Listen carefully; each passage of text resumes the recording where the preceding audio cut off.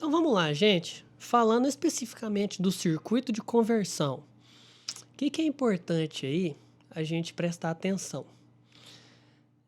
A gente vai ter o sinal de entrada aí nesse A, né? Eu peguei um circuito assim bem didático que até eu pudesse ser capaz de entender, já que eu não tenho formação nenhuma na área de eletrônica. Mas eu acho que dessa forma que é interessante para a gente ter uma ideia de como que a gente chega no nosso resultado de conversão. Acho que vocês vão gostar. Vamos lá, o sinal analógico está entrando aqui, certinho? Aqui pode ser um amplificador, né? Esse sinal está sendo amplificado, está entrando aqui. E a partir desse momento você vai ter esse ponto S1 aqui que está ligado nesse clock. O que significa isso?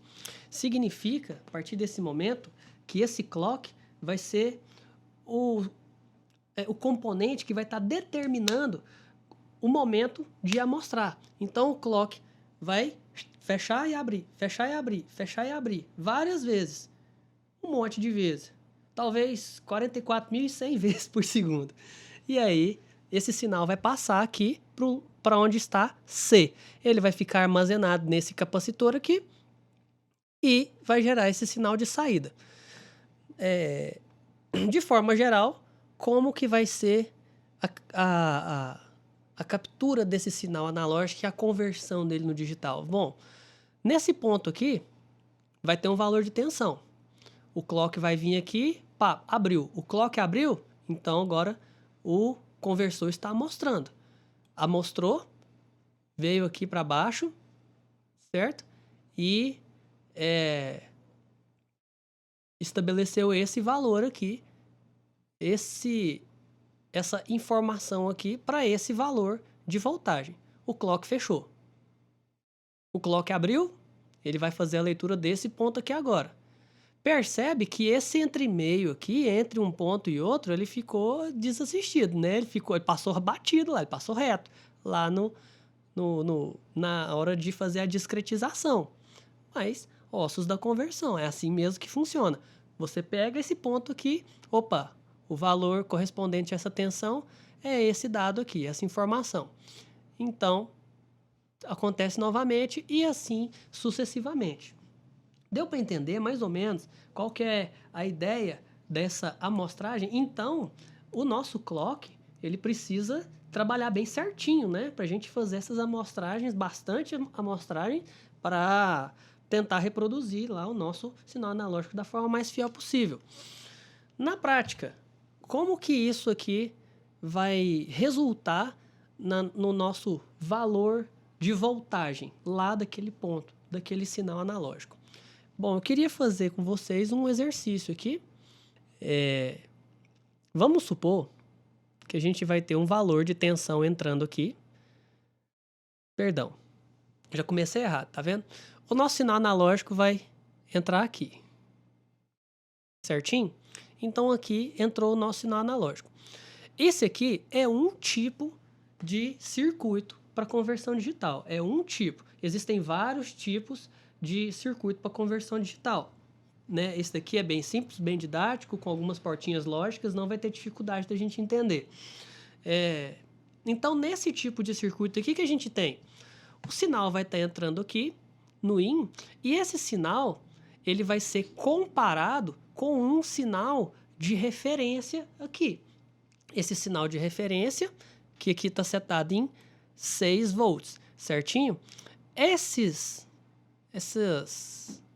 triângulos aqui, onde tem um mais e um menos, eles são chamados de comparadores. Então, ele é um comparador. E aqui, quando eu tenho esse menos aqui no meu comparador, significa que aqui é um que a gente chama de inversor.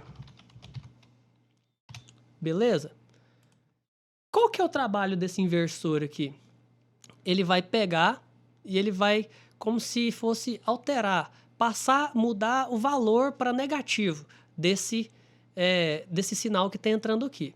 Bom, nesse tipo de circuito aqui, você tem uma entrada que vai estar passando por alguns resistores aqui. Pode ver que tem alguns resistores, né? Esses resistores têm o mesmo valor para cada passo aqui desse circuito, de tal forma que esse 6 vai ser dividido pela quantidade de resistores. Olha só, 1, 2, 3, 4 resistores. Quando eu passo ele por 4 resistores, qual valor que eu vou ter? 1,5. Ele está dividindo 6 por 4, então ele está incrementando aqui esse circuito em valores de 1,5, 3, 4,5 e 6. Vamos supor agora que o nosso sinal elétrico ele vai ter um valor, vamos chutar aí, ele vai estar entrando com a voltagem de 3,7 volts, certo? Inicialmente, quero fazer algumas considerações a respeito desse circuito aqui. É um circuito de 2 bits.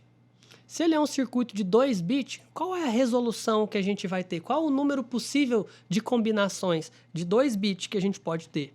A gente pode ter 0 e 0, a gente pode ter 0 e 1, a gente pode ter 1 e 0, e a gente pode ter 1 e 1, entendeu? Por quê? Porque como ele é um conversor de 2 bits, que tem essa resolução de 2 bits, para a gente calcular o número de possibilidades é 2 elevado a n, consequentemente, se n é igual a 2, eu vou ter uma resolução de 4, são 4 resultados possíveis. Significa que quando eu tiver o meu sinal, quando eu tiver a informação 00 para o meu sinal, o meu sinal vai estar sendo lido entre um valor de 0 volts até 1 volt e meio. Ele vai estar nessa região aqui. Tudo bem? Então, de 0 volts a 1 volt e meio. Quando ele retornar o sinal 0 e 1, ele vai estar lendo de 1,5 até 3. Quando ele retornar o sinal 1 e 0, ele vai estar lendo de 3. Significa que o valor do meu sinal vai estar entre 3 e 4. E quando eu tiver 1 e 1, significa que o valor do meu sinal vai estar entre 4,5 e 6. Entendeu agora o que vai ser a discretização do sinal? Ele não vai me dar os valores exatos da tensão que eu estou entrando com ele aqui. Eu estou entrando com 3,7. Mas como ele tem uma resolução muito baixa, ele vai garantir que ele vai ler 3,7 não. Ele vai falar assim, rapaz, no máximo eu consigo te dar ele entre 3 e 4,5. Vamos ver se realmente isso funciona? Vamos operar, então, esse circuito. Como é que a gente faz isso? Se eu entrei com um valor de tensão de 3,7, significa que essa tensão ela é maior do que 1,5? Sim. Então, quando esse valor de 3,7 chegar aqui nesse comparador, que esse comparador vai fazer? Ele vai dar a seguinte informação. Se o sinal mais ganhar, então, resposta positiva. Se o sinal menos ganhar, então, resposta negativa. Ou seja, aqui é o 0 e aqui é o 1. Tudo bem? Bem didático mesmo. Então, vamos lá. O valor 3,7, ele chega aqui. O valor de referência que está entrando aqui, depois que ele passou por todos os resistores, é 1,5. 3,7 é maior do que 1,5? É maior. Então, aqui ele vai dar uma resposta 1. Bom, passa para o segundo. 3,7 é maior do que 3? Bora lá. Esse 3,7 chegou, veio para cá, chegou aqui. Deu mais ou deu menos? O mais ganhou, né? Se o mais ganhou, então, a resposta aqui de saída é 1. No outro caso aqui, A resposta da voltagem de referência, 4,5. Valor da tensão que eu estou entrando, 3,7. 3,7 é menor, né? Então, esse daqui vai ganhar. Vai dar um 0 aqui. E, como esse daqui está saindo daqui, né? Então, aqui também vai ser um valor 0. Porque aqui é o valor máximo da tensão. Quando ele chega nessa parte do circuito, aqui eu tenho portas lógicas. O que significa essa porta lógica XOR 1? Essa porta lógica funciona assim. Valores iguais, ele vai dar 0. Valores diferentes, ele vai dar 1. No caso aqui, né, que eu tenha 1. Vamos lá. Esse 1 está entrando aqui, certo? Então, vai retornar quanto? Aqui vai ser 0. Quando eles são iguais por essa porta lógica, ele retorna o valor 0. Nessa porta lógica aqui, eu tenho um aqui, eu tenho um outro aqui. Está entrando 0 e 1, valores diferentes? Opa, então ele vai retornar 1, certo? Então, quando chegar nessa outra porta aqui, eu tenho um valor 0, eu tenho outro valor 0. Valores iguais para essa porta? Valor, ele vai dar o valor 0, certo? Aí ele parte para uma próxima porta lógica. O que essa porta lógica faz? Ela faz um pouquinho diferente. Ela fala, ó, se tiver 0, é 0. Mas se tiver 1, de qualquer jeito, vai dar 1. Seja 1 e 1 ou seja 1 e 0. Então, vamos fazer a conta. Vamos entrar com 0 e vamos entrar com 0 nessa porta lógica. Não é esse com esse, é lá de cima, tá bom? Então, 0 e 0, ele vai retornar um valor 0. E aqui nesse outro aqui, eu vou entrar com 1 e vou entrar com o valor 0. 1 e 0? Opa, tem 1? Então, eu quero isso daqui. Qual que vai ser a resposta? 1 e 0. Perdão, 1 e 0. 1 e 0 corresponde ao número 2 em número binário. Eu já vou explicar como que a gente faz essa continha aqui do número binário. Significa que o valor de tensão, ele vai te garantir que ele está entre 3 e 4,5.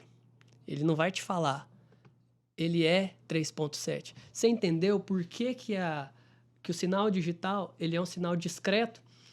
Você não converte um valor, você converte uma faixa de valores. É para isso que serve o conversor. Gostaram da experiência de ver como que um conversor trabalha? Eu achei muito bacana, né? E achei bem didático também dessa forma aqui. Tá bom? Agora você vai olhar com outros olhos para esse diagrama aqui, para essa comparação entre o número de bits, que é a resolução, né? E a taxa de amostragem. Então, aqui entre A e B, a gente está variando o número de bits, a gente está aumentando o número de bits. Pode ver aqui, né, que considera cada quadradinho desse aqui como um pacote de informação, como um pacote quantizado, né, da informação digital. Então, eu tenho mais quadradinhos aqui do que aqui. Então, aqui eu tenho mais informação, esse arquivo está mais pesado. Porém, a senoide está sendo descrita aqui com maior precisão. E aqui, se eu aumentar ainda mais o sample rate, né, a taxa de amostragem, eu vou ter aqui a minha senoide mais precisa ainda e também esse arquivo bem mais pesado. Tudo bem? Bom, já que a gente está falando da conversão e isso depende diretamente do clock, eu acho importante frisar aqui que os intervalos de amostragem, eles têm que ser o mais regular possível. Eles têm que ser o mais parecido possível. Acontece com alguns tipos de conversores que o clock não é muito bom. Então, uma hora ele fica muito tempo amostrando. Outra hora ele amostra um período pequeno demais. Então, o normal, o ideal, na realidade, é que o clock dê esse valor de amostragem bem preciso. Quando a gente tem um valor de amostragem com variação desse tempo de amostragem, a gente tem um efeito do que é chamado de jitter, né? Que vai ser um defasamento do sinal que você está mostrando. Olha aí, para você ver, um clock com jitter, ele vai amostrar um sinal, um determinado ponto, num tempo diferente do que ele devia ser amostrado, consequentemente produzindo deformação na onda, um desalinhamento de fase e também uma deformação do sinal, né? Fica de exemplo aí para vocês verem o sinal com o jitter e o final sem o jitter e a diferença entre eles sobreposto. Para a gente estar finalizando já esse assunto, eu coloquei um exemplo aí, né? Quando a gente aumenta a quantidade do bit depth e a gente aumenta também o sample rate, a gente tem um sinal melhor. Eu não expliquei uma coisa, mas eu acho que dá tempo de falar ainda. Bit depth significa profundidade. Com que nível de profundidade eu consigo resolver o meu sinal, certo? Isso, na realidade, fica implícito quando a gente fala lá, quando a gente começou a explicar sobre os bits, que quando a gente aumenta, né, os intervalos de quantização, ou seja, quando a gente passa de 4 para 8, para 16, para 32 bits, por exemplo, no áudio, a gente está trabalhando com uma profundidade, né, de amplitude, de leitura ali, dos vários pontos que a gente está mostrando, uma profundidade bem maior, entendeu? Isso significa que o meu sinal vai ser cada vez mais fiel, que eu vou ter menos distorção provocada por uma conversão, vamos dizer assim. Vou ter menos distorção associada ao meu sinal quando eu aumentar um pouco mais o ganho dele, vamos dizer assim. Entendeu? Por quê? Porque eu vou ter uma profundidade maior. Para você entender o que é uma profundidade em termos ali de amplitude de sinal, vou te dar um exemplo prático. Você tem o sinal em 16 bits, quando você olha lá, você aperta o clipe lá da sua track, ela vai dar um chão lá de menos 96. Se você estiver gravando em 24 bits, ela vai dar menos 144. Entendeu? Porque você ampliou a profundidade, você ampliou o range de resolução daquele sinal. Por fim, aí eu coloco algumas exemplos de interfaces, né? Começo já com a interface para celular, né? Então a gente tem aí como exemplo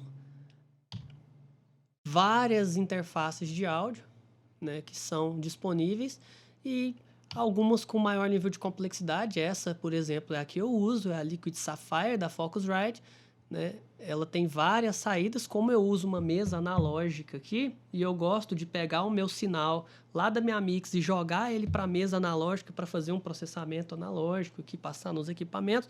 Então eu optei por uma interface que tivesse bastante saídas para eu poder trabalhar tranquilamente. Essa interface também, né, alguns modelos aí tem o próprio software, né, que você pode usar ela para fazer um retorno, por exemplo, quando a pessoa está gravando, eu posso mandar o sinal para lá e eu vou pegar esse sinal e duplicar ele. Uma parte, né, eu mando para ser gravado e a outra parte eu mando para o fone de ouvido, para o retorno dele. Então, é uma possibilidade que esse equipamento dá também. Tem conversores que são dedicados, né, são só para isso. Esse SSL, por exemplo, ele é só um conversor, simples assim. É um excelente conversor de belíssima reputação aí, porque é usado no mundo inteiro, principalmente por quem tem aquelas mesas analógicas de 48 canais, de 30 canais, enfim, porque ele consegue realmente converter muitos canais. Ele é só um conversor. Ele é tipo um desse aqui, só que muito grande, muito melhor e muito mais caro. E também, né, não podia deixar de falar dessa mesa da Yamaha, da 01V, que é um exemplo aí de equipamento que você pode estar usando tanto para fazer um som, um PA, né, em situações fora do estúdio e também no estúdio com interface de áudio. Já fui muito feliz gravando com essa interface, né, com essa mesa, que das funcionalidades dela é trabalhar como interface. Então, eu acho que com isso a gente encerra. Vamos passar para o próximo módulo, então, e a gente se vê.